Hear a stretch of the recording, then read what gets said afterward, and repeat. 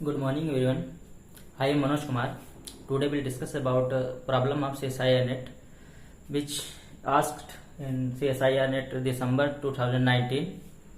अभी आसाम में पूछा गया है कि 2019 में जो हुआ था एक ट्रेजेडी हो गई थी, उसके कारण आसाम में हुआ था एग्जाम, 2 बार हुआ था उस बार। तो इसके आप पूछते देखते हैं इसके बारे में क्या क्वेश्चन है और फिर इसका सोल्यूशन क्या होगा। क्वेश्चन है कि A invertible A and B with invertible matrix हैं n cross n with entries in R real number से such that A B is diagonalizable with eigenvalues lambda 1 lambda 2 lambda n which of the following is not true। इनमें से कौन सा true नहीं है।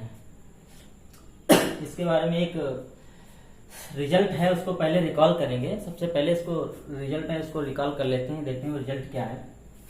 कि recall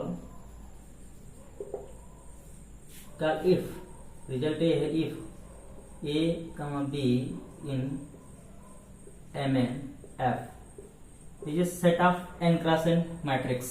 n cross n matrix का set है, यानी कि स्क्वायर मैट्रिक्स का सेट है over field F। If and A and either A और B is invertible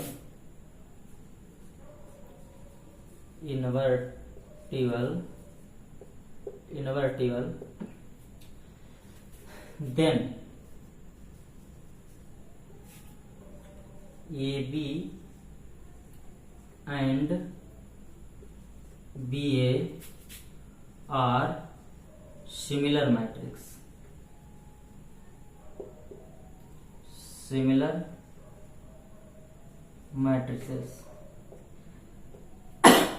रिजल्ट ये है कि इफ ए बी जो है एम एन मतलब n क्रॉस n यानी स्क्वायर मैट्रिक्स का कोई सेट है over field F and A और बी आइदर ए और B is invertible means A और बी से कोई एक इन्वर्टिबल मैट्रिक्स हो, then A B and B are similar matrices होती हैं। तो ए और बी क्या होंगी, सिमिलर मैट्रिक्स होंगी। तो इसको प्रूव करते हैं, चलिए इसको एक प्रूफ ही कर देते हैं। प्रूफ देखिए, ए बी क्या सिमिलर मैट्रिक्स की डेफिनेशन है कि ए और बी को स्क्वायर मैट्रिक्स हो तो ए और बी सिमिलर होगी if there exist invertible matrix P such that B is equal to P inverse A P. यानी कि ए अगर इन बी के सिमिलर होगी तो there exist a invertible matrix P such that P inverse A is equal to P inverse A और B, ये P. तो यहाँ पे देखते हैं क्या डेफिनेशन ये होती है प्रूव करने के लिए। सबसे पहले यहाँ पे देखो ए और बी एक इन्वर्टिबल है, ए बी एक इन्वर्टिबल है। तो लेट्स सपोज मान लेते हैं सपोज बी इन्वर्टिबल है, B is invertible. This implies कि inverse of B inverse exist. कोई इन्वर्टिबल मैट्रिक्स होगी तो उसका इनवर्स क्या होगा, एग्जिस्ट होगा। तो इनवर्स जो इसका बी का एग्जिस्ट करेगा, यही पी का काम करेगा। किसका, पी का काम कर देगा। बी जो है इन्वर्टिबल है तो पी का काम करेगा बी। तो ये डेफिनेशन देखते हैं, पी इसको दिखाना A B equal to B A, तो बी ए पी कोई पी मैट्रिक्स एग्जिस्ट करेगी तो ये किसके सिमिलर हो जाना चाहिए, ए बी आ जाना चाहिए। तो यहाँ पे देखिए पुट, यहाँ पे वैल्यू पुट करेंगे P is equal to B, क्योंकि B क्या है इन्वर्टिबल मैट्रिक्स है तो P जो मैट्रिक्स मिलेगी वो B ही मान लेते हैं। B हमारा P के लिए काम करना चाहिए, क्योंकि एक मैट्रिक्स एग्जिस्ट करना चाहिए जो एक कंडीशन सब होल्ड करे सिमिलर मैट्रिक्स प्रूव करने के लिए। तो हम वही B ही हमारा एग्जिस्ट कर गया क्योंकि B इन्वर्टिबल है। तो यहाँ P की जगह पे B पुट कर देंगे। तो यहाँ B इनवर्स B A फिर क्या हो जाएगा P, ये हो जाएगा। अब एसोसिएटिव ला लगा देंगे, क्या लगा देंगे, एसोसिएटिव ला, दो एक साथ आ जाएंगे, एसोसिएटिव ला लगा देते हैं। चलिए यहाँ पे एक साथ लिख देते हैं, एसोसिएटिव लॉ के साथ ये क्या है, B inverse B A P एक साथ, सॉरी यहाँ पी की जगह भी बी क्या पुट करेंगे, बी, ठीक है। तो यहाँ पे क्या हो जाएगा, बी। तो यहाँ बी इनवर्स ए बी क्या हो जाएगा, ये आइडेंटिटी मैट्रिक्स हो जाएगा, ये आइडेंटिटी हो गया। तो यहाँ पे होगा A B, this implies A B, तो this implies A B equal to P inverse P A P. B कौन सा है, ये हमारा क्या हो गया, प्रूफ हो गया। दिस मीन्स, और पी क्या है हमारा, बी मैट्रिक्स है, वो इन्वर्टिबल है, वही हमारा पी का काम करेगा। तो यहाँ पे क्या हो जाएगा, A B equal to P inverse B A, means A B जो है वो बी ए के क्या हो गई, सिमिलर हो गई। अब सिमिलर हो गई तो सिमिलर मैट्रिक्स की प्रॉपर्टी है क्या, कि ए बी अगर बी ए के सिमिलर है तो उसके क्या होगा, मिनिमल पॉलिनोमियल भी सेम होगा, उसकी आइगन वैल्यूज भी सेम होंगी, उसका कैरेक्टरिस्टिक पॉलिनोमियल भी सेम होगा। तो यही यहाँ पे कंडीशन अप्लाई करेंगे। अब यहाँ पे सिमिलर मैट्रिक्स जो होती है, तो ये क्या है, उसका मैट्रिक्स का मिनिमल पॉलिनोमियल सेम हो गया, उसकी आइगन वैल्यूज भी सेम हो गई। तो यहाँ फर्स्ट ऑप्शन देखते हैं क्या, eigen values of B A are lambda 1 lambda 2। तो सिमिलर मैट्रिक्स होगा तो ये आइगन वैल्यू तो इसकी क्या होगी, यस ट्रू। तो ये ऑप्शन क्या हो गया, ये ऑप्शन हो गया ट्रू। बट हम पूछा क्या गया है, नॉट ट्रू। तो ये ऑप्शन इसके लिए, ऑप्शन के लिए क्या होगा, एग्जाम के लिए ट्रू, मतलब ये ऑप्शन क्या होगा, रॉन्ग हो जाएगा। ऑप्शन तो ट्रू है लेकिन इस क्वेश्चन के लिए ऑप्शन रॉन्ग हो गया।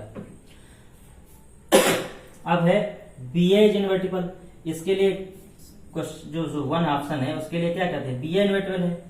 तो ए और बी इन्वर्टिबल है तो क्या है, determinant of A not equal to 0 और determinant of B not equal to 0, ये है। अब डिटर्मिनेंट की प्रॉपर्टी क्या होती है कि बी ए को दिखाना, तो डिटर्मिनेंट ऑफ बी ए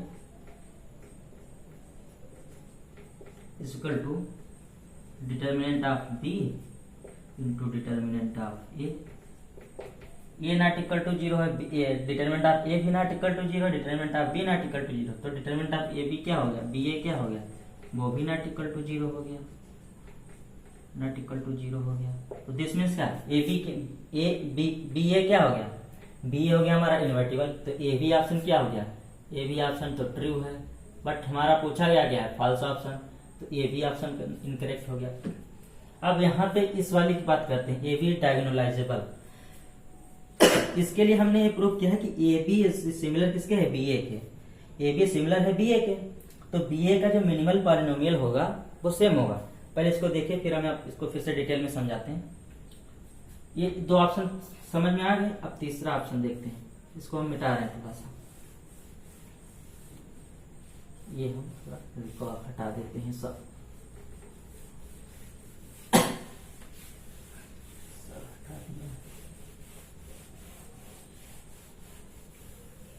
अब यहां से देखते हैं कि डायगोनलाइजेबल हमारा आया था, ये आया था A B is equal to P inverse B A P, जहां पे पी क्या था, बी ही हमारा काम करा। तो ए आया था, ए मैट्रिक्स क्या हो गए थे, सिमिलर हो गए थे, यानी कि ए बी जो है सिमिलर है बी ए के।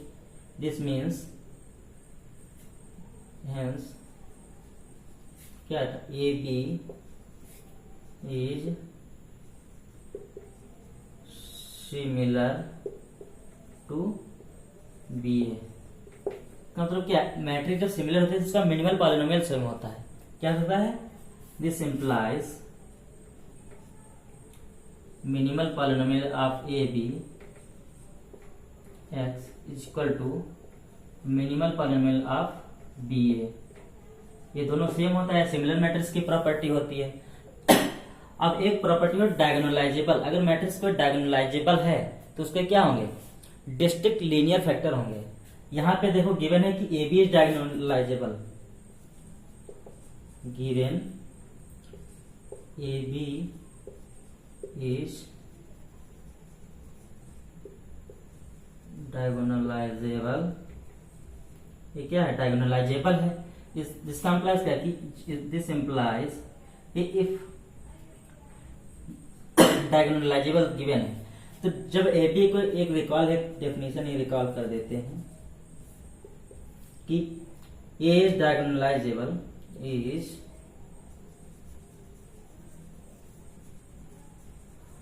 diagonalizable if and only if minimal polynomial of A has distinct linear factor. Distinct linear factor.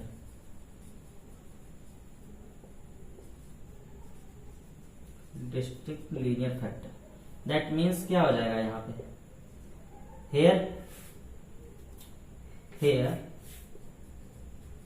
ये तो रिजल्ट हो गया। अभी ये है, यहाँ पे क्या है? आइगन वैल्यूज क्या है? Lambda 1, lambda 2, lambda n cross n की मैट्रिक्स है।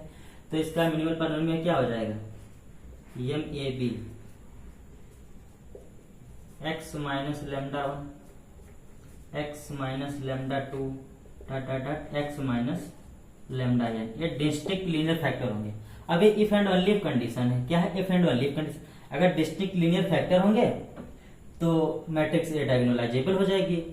अब यहाँ पे देखते हैं, अभी रिजल्ट आया minimal polynomial A B and B A क्या है? सेम है। तो इसका जब डिस्टिंक्ट लीनियर फैक्टर होगा तो इसका भी तो डिस्टिंक्ट लीनियर फैक्टर होगा, क्योंकि बी ए सिमिलर है तो उसकी आइगन वैल्यूज तो यही वाली होंगी, लैम्डा 1 लैम्डा 2। तो उसके भी डिस्टिंक्ट लीनियर फैक्टर मिल जाएंगे। अब डिस्टिंक्ट लीनियर फैक्टर मिलेंगे तो ये मैट्रिक्स क्या हो जाएगी? डायगोनलाइजेबल हो जाएगी, क्योंकि इफ एंड ओनली कंडीशन है। तो ये भी ऑप्शन क्या हो गया? ऑप्शन तो ट्रू है, बट इस क्वेश्चन के लिए क्या है? नॉट ट्रू है। तो यहाँ 3 ऑप्शन हमारे ट्रू होंगे, लेकिन पूछा गया है नॉट ट्रू। तो ये वाला ऑप्शन क्या हो जाएगा? इसके लिए करेक्ट हो जाएगा। This option is not true. But इसके लिए अब हमको एग्जाम्पल चाहिए, काउंटर एग्जाम्पल भी चाहिए। तो इसके लिए काउंटर एग्जाम्पल लिख देते हैं। चलिए, इस एग्जाम के लिए इतना जरूरी नहीं है। अब इस थर्ड ऑप्शन के लिए क्या करते हैं? एक काउंटर एग्जाम्पल दे देते हैं।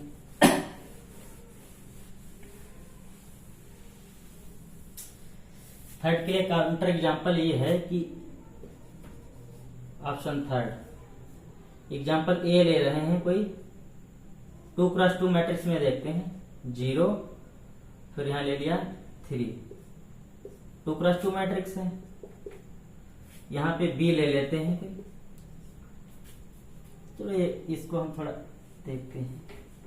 इसको ले लेते हैं 1 1 0 1। ठीक, यहां पे लेते हैं 2 0 3 0। ये मैट्रिक्स ले लिया। अब ये क्या है?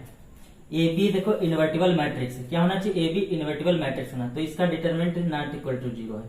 यहाँ डिटरमिनेंट निकालेंगे तो नॉट इक्वल टू 0 आएगा।